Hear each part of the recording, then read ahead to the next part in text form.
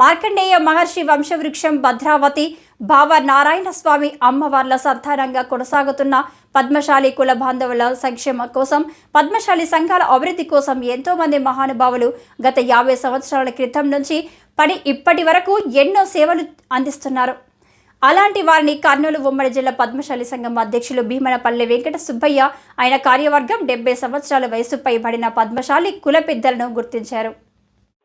ఈ సందర్భంగా నంద్యాల భద్రావతి దేవాలయంలో సంఘం ద్వితీయ వార్షికోత్సవ సమావేశంలో ఉత్తమ సేవలు అందించిన పెద్దలను ఆత్మీయ గౌరవంతో ఘనంగా సన్మానించారు.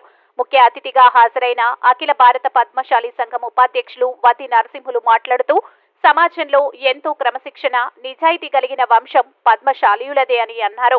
అలాంటి వారికి సేవలందించిన పెద్దలను ఆత్మీయ సత్కారం చేసిన ఘనత భీమనపల్లె వెంకట సుబ్బయ్యకే దక్కిందన్నారు. సభ అధ్యక్షులు భీమనపల్లె వెంకట సుబ్బయ్య మాట్లాడుతూ, సేవలందించిన పెద్దలను మర్చిపోరాదని, వారిని గుర్తుపెట్టుకోవాలన్నదే కర్నూలు ఉమ్మడి జిల్లా పద్మశాలి సంఘం లక్ష్యమన్నారు. అనేక మంది పెద్దలను ఘనంగా సన్మానించి, అదే కొందరు పేద మహిళలకు జీవనోపాధి కోసం ఉచితంగా కుట్టు మిషన్లు పంపిణీ చేశారు.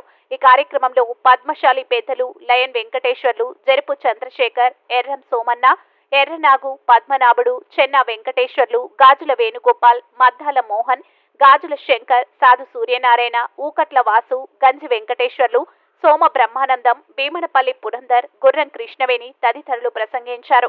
ఉమ్మడి పద్మశాలి జిల్లా మహిళా విభాగం అధ్యక్షురాలుగా జింకా రాజేశ్వరి, ప్రధాన కార్యదర్శిగా కోట నాగరత్నమ్మ, కోశాధికారిగా సిరసాల శోభారాణిని ఏకగ్రీవంగా ఎన్నుకున్నారు.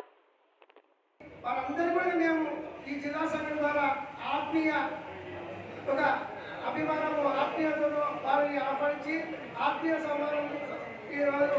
సన్మాన కార్యక్రమం ఏర్పాటు చేసి సన్మానిస్తున్నాము.